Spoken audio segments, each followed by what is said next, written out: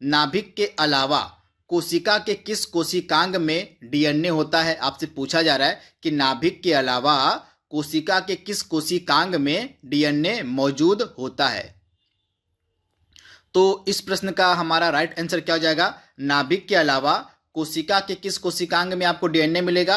तो इसका right answer हो जाएगा आपका माइटोकॉन्ड्रिया में। कहाँ? तो माइटोकॉन्ड्रिया में जो है आपका और डीएनए मिलता है। तो आप इसे याद रखिएगा। ऑप्शन आपका और यहाँ पे जो डी है बिल्कुल सही हो जाएगा। इसके बारे में आप याद रखिएगा, बहुत बार एग्जाम में यह प्रश्न पूछा गया है।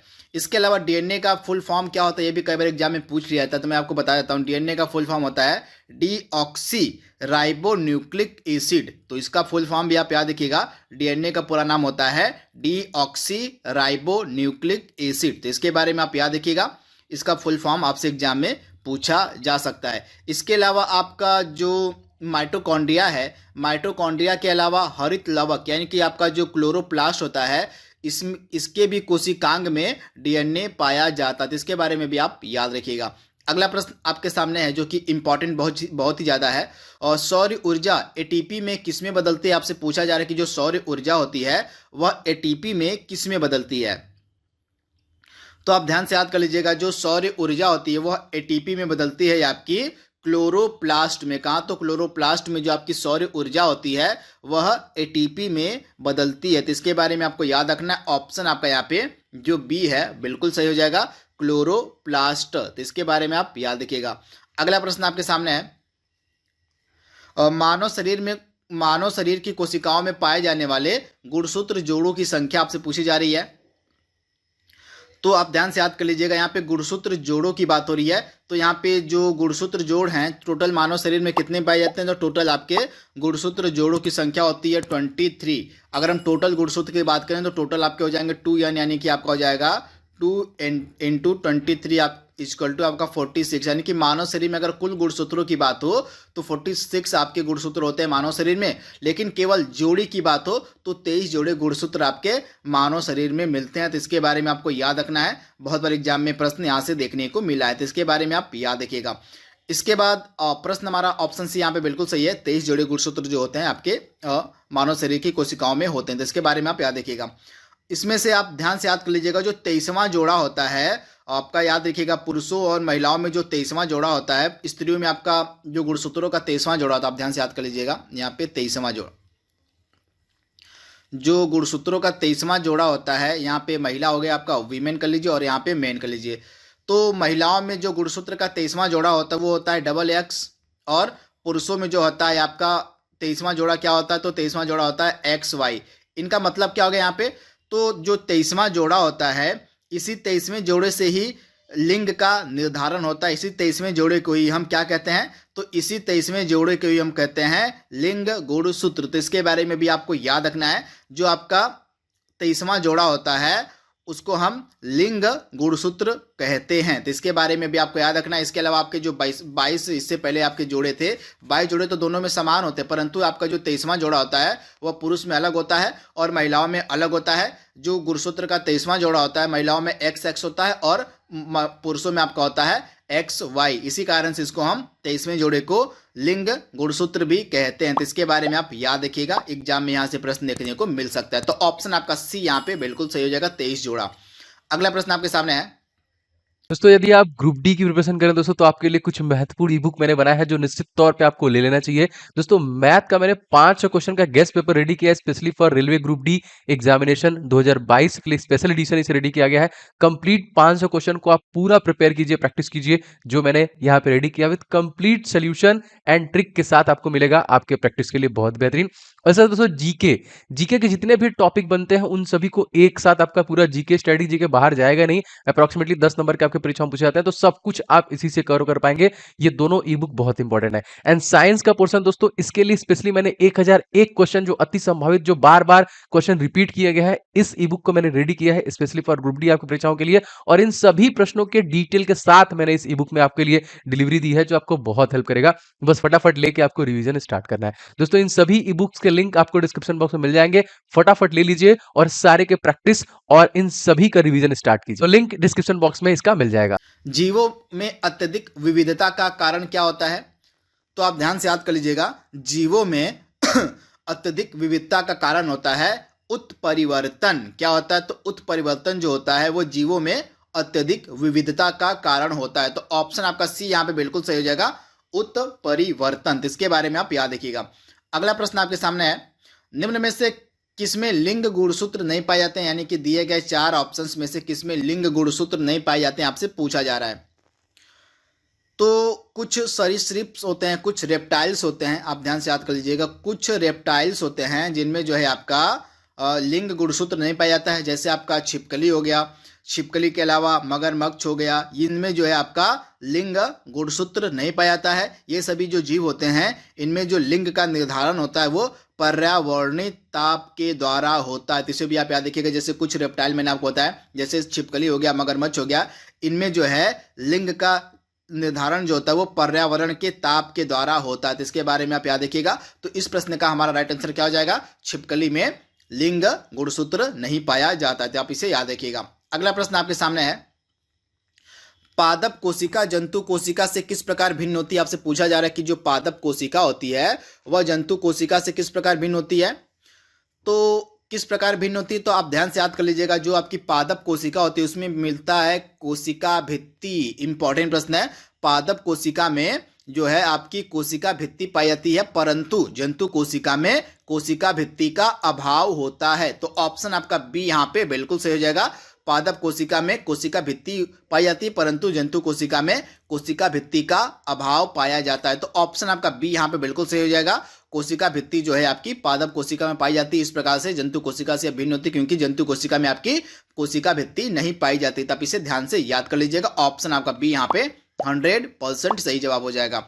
अगला प्रश्न आपके सामने है, जंतु कोशिका में निम्न में से क्या अनुपस्थित रहता है? तो मैंने आपको अभी बताया है, जो आपकी जंतुओं की कोशिकाएं होती हैं उनमें आपका जो सेलुलोज की कोशिका भित्ति होती है वह नहीं पाई जाती है, उसका अभाव होता है। तो आप इसे ध्यान से याद कर लीजिएगा। ऑप्शन आपका यहाँ पे ए जो है बिल्कुल सही हो जाएगा। सेलुलोज की जो कोशिका भित्ति होती है वह जंतु कोशिका में अनुपस्थित होती है। तो आप इसे ध्यान से याद कर लीजिएगा। अगला प्रश्न आपके सामने है, जैव कोशिका का कौन सा भाग पावर हाउस कहलाता है? यानी कि कोशिका के किस भाग को हम पावर हाउस के नाम से जानते हैं? बहुत ही ज्यादा इंपॉर्टेंट प्रश्न है, बहुत बार एग्जाम में यह प्रश्न पूछा भी गया है। तो आप ध्यान से याद कर लीजिएगा।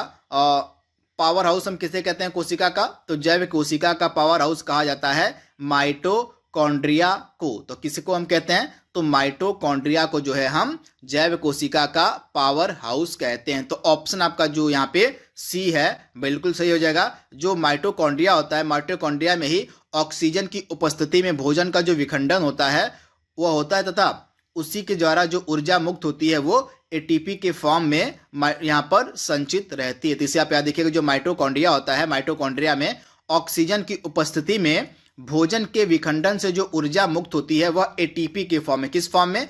तो एटीपी के फॉर्म में यहाँ पर संचित रहती है। इसी कारण से हम माइटोकॉन्ड्रिया को कोशिका का पावर हाउस भी कहते हैं। तो ऑप्शन सी आपका यहाँ पे 100% सही जवाब हो जाएगा। अगला प्रश्न आपके सामने है, जंतु कोशिका में निम्न में से क्या अनुपस्थित रहता है? तो लगता है यह प्रश्न एक बार रिपीट हो गया फिर से। तो यहाँ पे ऑप्शन ए आपका यहाँ पे बिल्कुल सही हो जाएगा। जंतु कोशिका में कोशिका भित्ति नहीं पाई जाती। तो ऑप्शन ए आपका यहाँ पे बिल्कुल सही है। अगला प्रश्न आपके सामने है, और प्लाज्मा झिल्ली किसकी बनी होती है? इंपॉर्टेंट प्रश्न है, बहुत बार एग्जाम में यह प्रश्न पूछा गया है। तो आपकी जो प्लाज्मा झिल्ली होती है यह आपकी प्रोटीन से और लिपिड दोनों से बनी होती है। तो आप इसे याद कर लीजिएगा। ऑप्शन डी आपका यहाँ पे बिल्कुल सही हो जाएगा। ए और बी आपका दोनों सही है। प्रोटीन से और लिपिड से दोनों से आपकी बनी होती है कोशिका झिल्ली। तो इसके बारे में आपको याद रखना है, ए और बी आपका दोनों सही है। इंपॉर्टेंट प्रश्न है। अगला प्रश्न आपके सामने है, और मानव शरीर के किस अंग में लसिका कोशिकाएं बनती हैं? इंपॉर्टेंट प्रश्न है। तो मानव शरीर का वह कौन सा पार्ट है, वह कौन सा भाग है जहां पर लसिका कोशिकाएं बनती हैं? तो इसका राइट आंसर आपका क्या हो जाएगा? तिल्ली वाला जो एरिया होता है यहीं पे लसिका कोशिकाएं बनती हैं मनुष्य के शरीर में। तो ऑप्शन आपका यहाँ पे डी बिल्कुल सही हो जाएगा, तिल्ली। अगला इंपॉर्टेंट प्रश्न आपके सामने है, और कोशिका नाम किस जीव वैज्ञानिक ने सर्वप्रथम दिया था? इंपॉर्टेंट प्रश्न है। तो आपका जो कोशिका नाम था सर्वप्रथम दिया गया था रॉबर्ट हुक के द्वारा। ऑप्शन ए आपका यहाँ पे बिल्कुल सही है। जो कोशिका की खोज थी वह की गई थी रॉबर्ट हुक के द्वारा 1665 ईस्वी में। वर्ष भी आपसे पूछा जा सकता है। 1665 ईस्वी में रॉबर्ट हुक ने कोशिका की खोज की थी। तो ऑप्शन ए आपका यहाँ पे 100% सही जवाब हो जाएगा, ऑप्शन ए। अगला प्रश्न आपके सामने है, कोशिका में राइबोसोम की अनुपस्थिति में निम्नलिखित में से कौन सा कार्य संपादित नहीं होगा। आपसे एग्जाम में पूछा जा सकता है यह प्रश्न कि कोशिका जो होती है, अगर कोशिका में राइबोसोम नहीं रहेगा तो दिए गए ऑप्शंस में से कौन सा जो कार्य है वह कोशिका में नहीं होगा। तो आप ध्यान से याद कर लीजिएगा, जो प्रोटीन संश्लेषण का कार्य होगा वह कोशिका में संपादित नहीं होगा अगर राइबोसोम अनुपस्थित रहेगा। तो ऑप्शन ए आपका यहाँ पे बिल्कुल सही हो जाएगा, क्योंकि जो आपका राइबोसोम होता है वह प्रोटीन संश्लेषण में सहायता प्रदान करता है। तो आप इसे याद रखिएगा, इंपॉर्टेंट ऑप्शन ए, यानी कि प्रोटीन संश्लेषण का जो कार्य है वह कोशिका में संपादित नहीं होगा अगर राइबोसोम अनुपस्थित रहेगा। तो ऑप्शन ए आपका यहाँ पे बिल्कुल सही है। अगला प्रश्न आपके सामने है, यदि माइटोकॉन्ड्रिया काम करना बंद कर दे तो कोशिका में निम्न में से कौन सा कार्य नहीं होगा। तो मैंने इसके बारे में अभी आपको बताया था कि भोजन का जो ऑक्सीकरण है वह माइटोकॉन्ड्रिया में ही होता है, तथा भोजन के ऑक्सीकरण से, यानी कि भोजन की उपस्थिति में जो मतलब ऑक्सीजन की उपस्थिति में जो भोजन का विखंडन होता है उसी से ऊर्जा मुक्त होती है, और वह जो ऊर्जा होती है वो एटीपी के फॉर्म में माइटोकॉन्ड्रिया में संचित रहती है। इसी कारण से हम माइटोकॉन्ड्रिया को कोशिका का पावर हाउस कहते हैं। तो इस प्रकार से आपका राइट आंसर क्या हो जाएगा, यदि माइटोकॉन्ड्रिया जो है अनुपस्थित रहे, मतलब माइटोकॉन्ड्रिया काम करना बंद कर दे, तो जो भोजन का ऑक्सीकरण है, जो भोजन का विखंडन है वो नहीं हो पाएगा। तो ऑप्शन आपका बी यहाँ पे बिल्कुल सही जवाब हो जाएगा, ऑप्शन बी। आप इसे याद कर लीजिएगा, भोजन का ऑक्सीकरण। अगला प्रश्न आपके सामने है, सबसे बड़ा कोशिकांग कौन सा इसमें से है। तो सबसे बड़ा कोशिकांग आपका होता है प्लास्टिड, यानी कि ऑप्शन आपका सी यहाँ पे बिल्कुल सही हो जाएगा, प्लास्टिड जो है आपका सबसे बड़ा कोशिकांग है। अगला प्रश्न आपके सामने है, और कोशिका में प्रोटीन संश्लेषण कहाँ पर होता है। तो मैंने आपको अभी बताया है राइबोसोम, ऑप्शन ए आपका यहाँ पे बिल्कुल सही हो जाएगा। कोशिका में जो प्रोटीन संश्लेषण होता है वह राइबोसोम में होता है। तो आप इसे याद रखिएगा, जो आपके राइबोसोम होते हैं ये जो हैं आपके प्रोटीन संश्लेषण में सहायता प्रदान करते हैं। तो इसके बारे में आपको याद रखना है, ऑप्शन ए आपका यहाँ पे बिल्कुल सही हो जाएगा। अगला प्रश्न आपके सामने है, और पादप कोशिकाओं का सबसे बाहरी आवरण क्या कहलाता है। तो पादप कोशिकाओं का सबसे बाहरी आवरण कहलाता है कोशिका भित्ति, यानी कि ऑप्शन आपका यहाँ पे ए जो है बिल्कुल सही हो जाएगा। पादप कोशिकाओं का जो सबसे बाहरी आवरण होता है उसको हम क्या कहते हैं, कोशिका भित्ति कहते हैं। तो आप इसे याद रखिएगा, तथा कोशिका भित्ति का जो अभाव होता है वो जंतु कोशिकाओं में, यानी कि जंतु कोशिकाओं में जो है आपकी कोशिका भित्ति नहीं पाई जाती। तो इसके बारे में भी आपको याद रखना है। इस प्रश्न का राइट आंसर हो जाएगा ऑप्शन ए, कोशिका भित्ति। अगला प्रश्न है, फूलों और बीजों के विभिन्न प्रकार के आकर्षक रंग कौन प्रदान करता है। तो आप ध्यान से याद कर लीजिएगा, फूलों और बीजों को आप ध्यान से याद कर लीजिएगा, फूलों और बीजों को विभिन्न प्रकार का आकर्षक रंग प्रदान करने का कार्य करता है क्रोमोप्लास्ट, यानी कि वर्णी लवक इसको हम कहते हैं। क्रोमोप्लास्ट को हिंदी में कहा जाता है वर्णी लवक। इसका कार्य क्या होता है, फलों और बीजों को विभिन्न प्रकार के आकर्षक रंग प्रदान करना। जैसे सेब का लाल रंग होता है एंथोसाइनिन के कारण, टमाटर का लाल रंग होता है लाइकोपीन के कारण, तो पपीते का पीला रंग होता है कैरिका जेंथिन के कारण, गाजर का रंग होता है कैरोटीन के कारण। तो ये सभी जो रंग होते हैं ये किसके कारण होते हैं, तो क्रोमोप्लास्ट के कारण ये सभी रंग देखने को मिलते हैं विभिन्न प्रकार के फूलों और बीजों में। तो इसके बारे में आपको याद रखना, ऑप्शन आपका यहाँ पे जो बी है बिल्कुल सही हो जाएगा, ऑप्शन बी, यानी कि क्रोमोप्लास्ट। अगला प्रश्न आपके सामने है, और कोशिका की आत्महत्या की थैली यानी कि सुसाइडल बैग किसे कहा जाता है। तो कोशिका का सुसाइडल बैग यानी कि आत्महत्या की थैली हम कहते हैं लाइसोसोम को। तो आप इसे याद रखिएगा, लाइसोसोम, यानी कि ऑप्शन ए, लाइसोसोम को हम आत्महत्या की थैली यानी कि सुसाइडल बैग के नाम से भी जानते हैं। तो ऑप्शन ए आपका यहाँ पे 100% सही जवाब हो जाएगा। अगला प्रश्न आपके सामने है, और प्रोटीन निर्माण का सक्रिय स्थल कौन सा इसमें से है। तो प्रोटीन निर्माण का सक्रिय स्थल आपका होता है राइबोसोम, यानी कि ऑप्शन आपका ए यहाँ पे बिल्कुल सही हो जाएगा, राइबोसोम। अगला प्रश्न आपके सामने है, और कोशिका को एक निश्चित रूप कौन प्रदान करता है। तो कोशिका को एक निश्चित रूप प्रदान करता है कोशिका भित्ति, यानी कि ऑप्शन आपका ए यहाँ पे बिल्कुल सही है। कोशिका को एक निश्चित रूप, एक निश्चित आकार प्रदान करता है उसका कोशिका भित्ति। तो ऑप्शन ए आपका यहाँ पे 100% सही जवाब हो जाएगा। अगला प्रश्न आपके सामने है, और माइटोकॉन्ड्रिया किसमें अनुपस्थित रहता है। आपसे पूछा जा रहा है कि जो माइटोकॉन्ड्रिया होता है वह किसमें अनुपस्थित रहता है।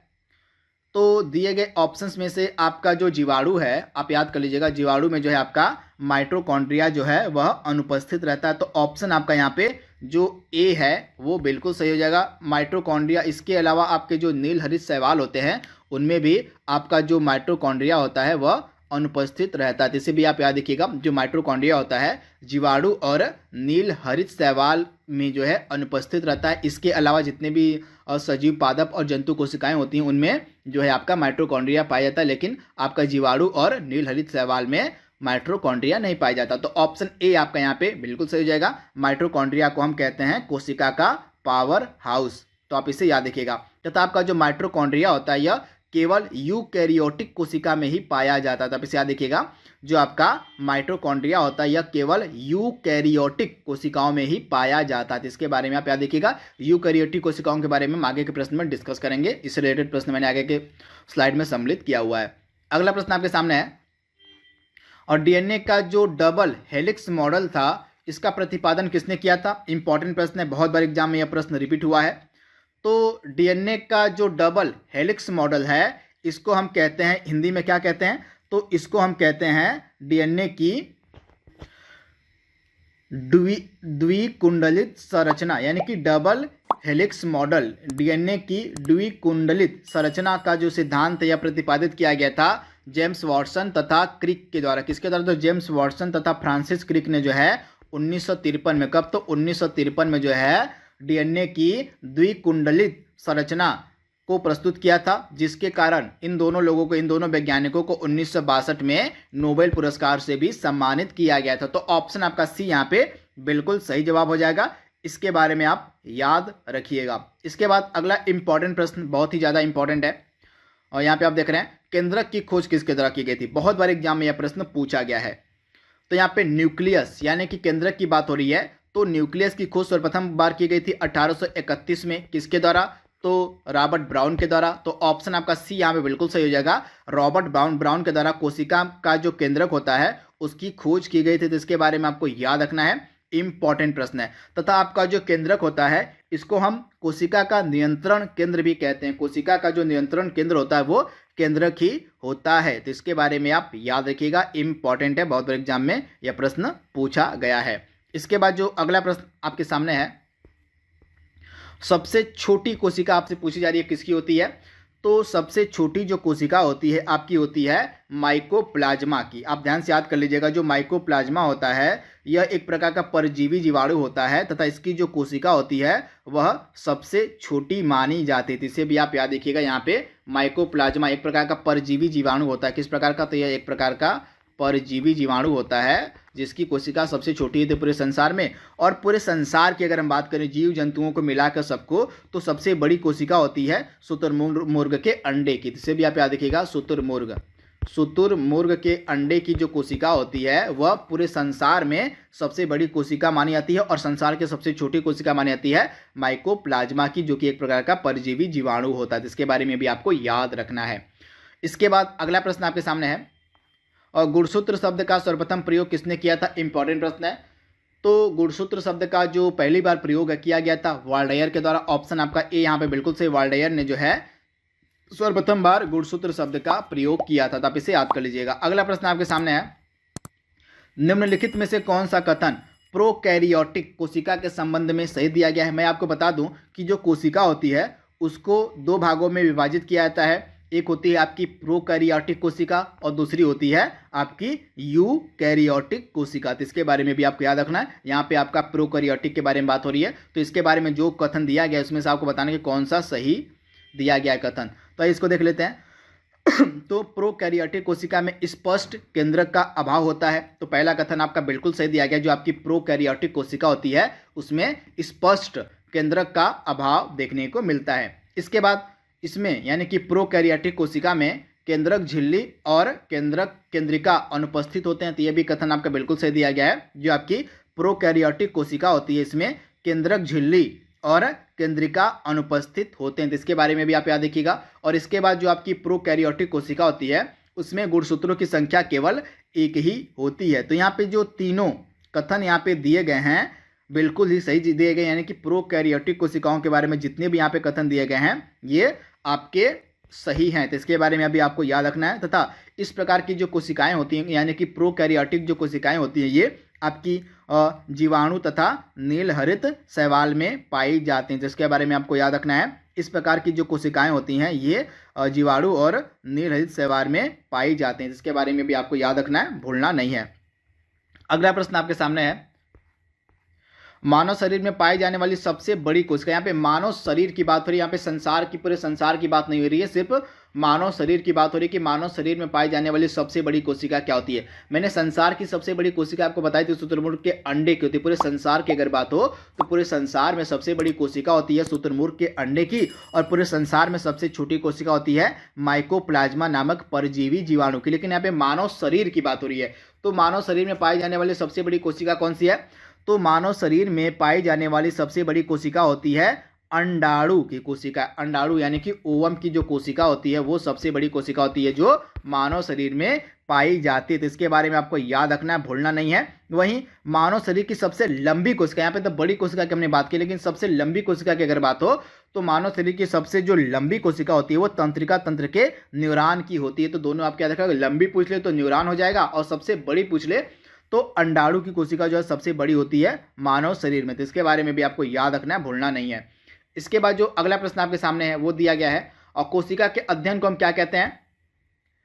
तो कोशिका के अध्ययन को हम कहते हैं आपका साइटोलॉजी। आप ध्यान से याद कर लीजिएगा, कोशिका के अध्ययन को विज्ञान की भाषा में साइटोलॉजी, और हिंदी में इसको हम कोशिका विज्ञान कहते हैं। तो आप इसे याद रखिएगा, साइटोलॉजी इस प्रकार से इंग्लिश में लिखा आता है साइटोलॉजी। तो कोशिका के अध्ययन को हम साइटोलॉजी के नाम से जानते हैं, तो इसके बारे में आप ध्यान से याद कर लीजिएगा, बहुत बार एग्जाम में प्रश्न पूछा गया है। आज के सेशन का लास्ट प्रश्न आपके सामने है। यहाँ पे जो यूकैरियोटिक कोशिकाएं होती हैं, हमने प्रोकैरियोटिक कोशिकाओं के बारे में डिस्कस किया था, अब हम इसके और सेकेंड पार्ट को डिस्कस करेंगे, यानी कि कोशिका का जो सेकेंड भाग होता है, सेकेंड प्रकार होता है यूकैरियोटिक कोशिका। इसके बारे में यहाँ पे कुछ कथन दिए गए हैं, और आपको बताना है कि इन कथनों में से कौन सा कथन सही दिया गया है यूकैरियोटिक कोशिकाओं के बारे में। तो आपकी जो यूकैरियोटिक कोशिकाएं होती हैं इनमें पूर्ण विकसित केंद्रक पाया जाता है, तो बिल्कुल सही है। आपकी जो प्रोकैरियोटिक कोशिकाएं थी उनमें केंद्रक का अभाव आपने देखा था कि उनमें केंद्रक नहीं पाया जाता, लेकिन आपकी जो यूकैरियोटिक कोशिकाएं होती हैं उनमें केंद्रक पाया जाता है, बिल्कुल सही है। यूकैरियोटिक कोशिकाओं में केंद्रक झिल्ली और केंद्रिका उपस्थित होते हैं, तो ये भी बिल्कुल सही है। आपको मैंने बताया था कि जो प्रोकैरियोटिक कोशिकाएं होती हैं उनमें जो है केंद्रक झिल्ली और केंद्रिका अनुपस्थित होती हैं, लेकिन आपका जो प्रोकैरियोटिक कोशिका होता है उसमें ये दोनों जो है पाए जाते हैं, इसके बारे में भी आप याद रखिएगा, यानी कि सेकेंड वाला भी आपका सही है। और तीसरा, इसमें एक से अधिक गुणसूत्र पाए जाते हैं, यानी कि तीनों कथन जो है आपका बिल्कुल यहाँ पे सही दिया गया है। प्रोकैरियोटिक कोशिकाओं में एक ही गुणसूत्र होता है, एक ही गुणसूत्र आपका होता है किसमें? प्रोकैरियोटिक कोशिका में, लेकिन आपका जो यूकैरियोटिक कोशिकाएं होती हैं उनमें एक से अधिक गुणसूत्र देखने को मिलता है। तो यहाँ पे जो तीनों कथन आपके सामने दिए गए हैं, ये तीनों कथन आपके यूकैरियोटिक कोशिकाओं के बारे में सही दिए गए हैं। तो ऑप्शन आपका जो डी है उपर्युक्त सभी, इनको आप देख लीजिएगा, एग्जाम में आपसे प्रश्न यहाँ पे पूछा जा सकता है। आपकी जो यूकैरियोटिक कोशिकाएं होती हैं ये सभी प्रकार के पौधे और जंतुओं में पाई जाती हैं। यहाँ पे आप देखिएगा, सभी प्रकार के जो पौधे होते हैं और जंतु होते हैं उनमें आपकी यूकैरियोटिक कोशिकाएं पाई जाती हैं, सिवाय जीवाणु और विषाणुओं को छोड़कर, यानी कि जीवाणु और विषाणुओं में जो है आपकी यूकैरियोटिक कोशिकाएं नहीं पाई जाती हैं, लेकिन सभी जंतुओं और पौधे जितने भी होते हैं उनमें आपकी यूकैरियोटिक कोशिकाएं पाई जाती हैं। तो ये फैक्ट आपको याद रखना है। तो दोस्तों इस तरह से टोटल 30 सबसे महत्वपूर्ण प्रश्नों को हमने यहाँ पर डिस्कस कर लिया है, जो आपके सेल्स यानी कि कोशिका के टॉपिक से बन सकते थे। आई होप यह सीरीज आपको पसंद आ रही होगी। तो आज के लिए बस इतना ही। Thank you, thanks for watching, thank you.